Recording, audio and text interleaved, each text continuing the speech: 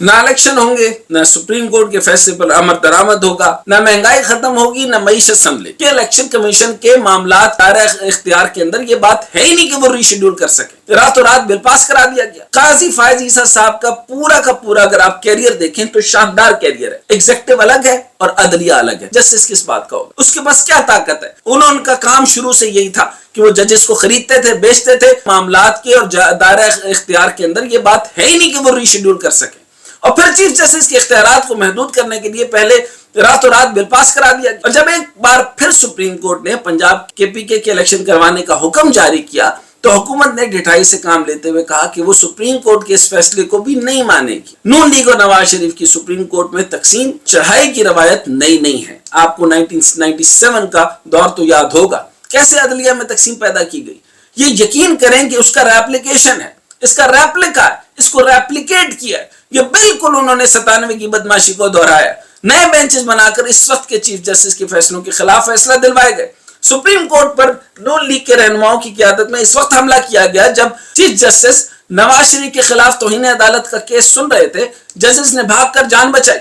اب ایک بار پھر ملک کے چیف جسٹس کے خلاف محاذ بنایا جا رہا ہے۔ حکومت شریف اور مریم نواز چیف جسٹس اور دیگر ججز کے خلاف کھل کر بول رہے ہیں، ان کے خلاف ریفرنس دائر کرنے کا کہہ رہے ہیں۔ کیا پھر سے 1997 کی تاریخ دہرائی جائے گی؟ آف کورس یس۔ دیکھتے ہیں آنے والے دن کی کیا نئی تاریخ لکھتے ہیں، کیونکہ حکومت اور نون لیگ کے تیور اچھے دکھائی نہیں دے رہے۔ اب آپ یہاں سے معاملات دیکھیں، مجھے سمجھ میں جو آتا ہے وہ یہ ہے کہ جو طریقہ کار اپنایا جا رہا ہے وہ کس طریقے سے ہے۔ واضح آرٹیکل 224 کے تحت آئین نے اپنا تقاضا پورا کیا۔ یہ آئینی تقاضا ہے، میں یہ کہہ رہا ہوں، بار بار یہ کہہ رہا ہوں کہ جو فیصلہ پورا کیا گیا، جو فیصلہ دیا گیا، یہ آئینی تقاضا تھا۔ فل بینچ 13 رکنی بینچ ہے۔ آپ کی ڈیمانڈ تھی تو آپ پہلے کر لیتے، لیکن آپ کی ڈیمانڈ تھی تو آپ نے شہباز شریف کے فیصلے کے اوپر یہ کیوں بات مانی تھی؟ اگر یہ بات اس وقت سوموٹو ٹھیک نہیں تھا تو اب بھی سوموٹو ٹھیک نہیں ہونا چاہیے تھا۔ جب اس وقت ٹھیک تھا تو اب بھی ٹھیک ہے۔ یہ وہی سوموٹو ہے نا جس کے اوپر شہباز شریف وزیر اعظم بنے، یہ وہی سوموٹو ہے جس کے اوپر آپ نے وزیر اعظم کو نکال دیا، یہ وہی سوموٹو ہے جس کے اوپر بات ہوئی ہے۔ لیکن اس کے اوپر اعتراض مجھے بعد میں ہے۔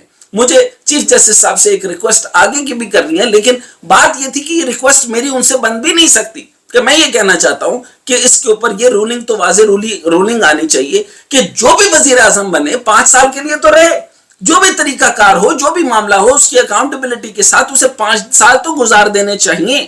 لیکن اس وقت بات یہ ہے کہ جس بات کا فیصلہ سننے کے لیے کہا گیا انہوں نے وہی فیصلہ سننا تھا۔ اگر یہ فیصلہ نہ دیا جاتا تو میں آپ کو ایک واضح جواب دے دوں کہ آپ لوگ اکثر یہ پوچھتے ہیں کہ یہ مارشل لا کیوں آتے ہیں، تو یہ یاد رکھیے کہ یہ مارشل لا اس لیے آتے ہیں کہ جو اب آپ کے سامنے ہوا، اگر جیسے جسٹس عمر عطا بندیال صاحب کا فیصلہ آیا، اس فیصلے کو اب نہیں مانا جا رہا، اس کے نہ ماننے کے بعد جو ہے وہ جوڈیشل سپلٹ ہوگی۔ جوڈیشل سپلٹ کے بعد قاضی فائز عیسیٰ صاحب کا پورا اگر آپ کیریئر دیکھیں تو شاندار کیریئر ہے۔ انہوں نے کوئٹہ میں بہت شاندار معاملات نپٹائے، ان کا جو ہے وہ جو معاملات ہیں وہ بہت بہتر ہیں، بہت جمہوری انداز کے آدمی ہیں، بڑے ہی شاندار طبیعت کے آدمی ہیں۔ یہ بات وہ سنیں گے، اور بار کونسل کئی دفعہ پنجاب بار کونسل، یہ جو پاکستان کی بار کونسل، سب کے سب یہ ان کی عدالتوں میں لے کے جا چکے ہیں کہ یہ سو موٹو کے اوپر ہم جو ہے وہ خوش نہیں ہیں، اس کے اوپر ایک لارجر بینچ تشکیل دینا چاہیے۔ سو موٹو ہو صحیح، لیکن وہ سو موٹو کے اوپر ایک پینل ججز کا ہو جس کے اوپر ڈیسیژن ہو، تاکہ اس کے اندر جو ہے وہ ڈکٹیٹوریل عناصر شامل نہ ہو۔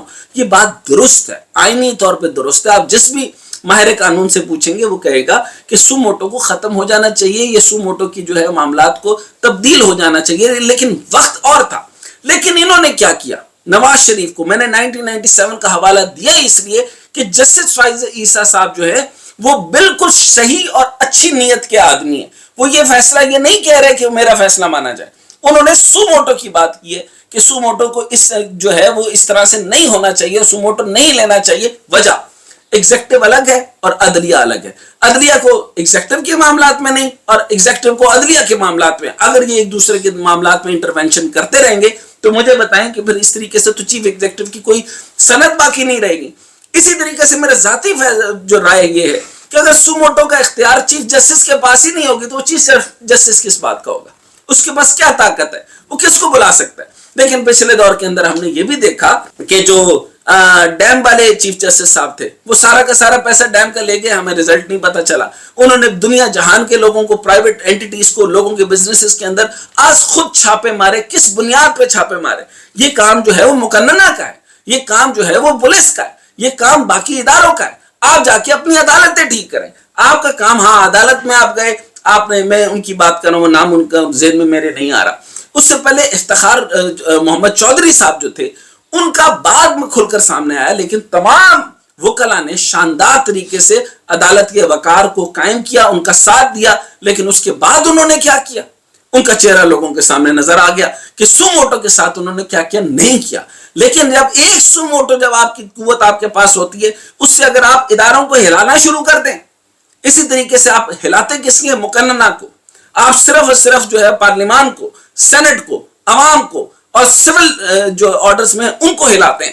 آپ کی عدالت کی جرات نہیں ہے کہ آپ جو ہے وہ فوج کے خلاف کوئی کارروائی بھی کر سکے. اور آف کورس ان کی فوجی عدالت ہی ڈیفرنٹ ہے, تو یہاں پر آپ نہیں کر سکتے. ایک ادارے کو آپ چھیڑ نہیں سکتے, دوسرے ادارے کو آپ چھیڑ سکتے. یہ بات درست ہے. قاضی فائز عیسیٰ صاحب کا بھرم قائم رہنا چاہیے. میں بتا رہا ہوں, پھر سے بتا رہا ہوں کہ قاضی فائز عیسیٰ ایک قابل جج ہیں اور ان کو اس طریقے سے کنٹروورشل نہ کیا جائے. لیکن کنٹروورشل کر کون رہا ہے؟ اس کے اندر زبردست سپرٹ جو پیدا کی ہے وہ نون لیگ نے کی ہے. پیپلز پارٹی اتنی غیر قانونی نہیں ہو سکتی, اتنی زیادہ وہ قانون کی دھجیاں اڑا سکتی, کیونکہ وہ سوال کریں گے کہ بھائی بلاول بھٹو صاحب آپ کے نانا کا بنایا ہوا آئین ہے, اتنی دھجیاں تو نہ اڑائیں. تو آپ نہیں اڑا سکتے, یہ میں بتا رہا ہوں. نون لیگ اس کی ایکسپرٹ ہے. انہوں کا کام شروع سے یہی تھا کہ وہ ججز کو خریدتے تھے, بیچتے تھے. مبینہ طور پہ 1997 میں سارے ججز کو انہوں نے رشوت دی تھی. واللہ عالم بالصواب. یہ مجھے نہیں پتا, لیکن پتا یہ ضرور ہے کہ یہ معاملات غلط ہیں. جو فیصلہ آیا بالکل درست فیصلہ آیا. اس فیصلے کو نہیں مانا جائے گا. جب نہیں مانا جائے گا تو دو ہی چیزیں, ایمرجنسی یا مارشل لاء.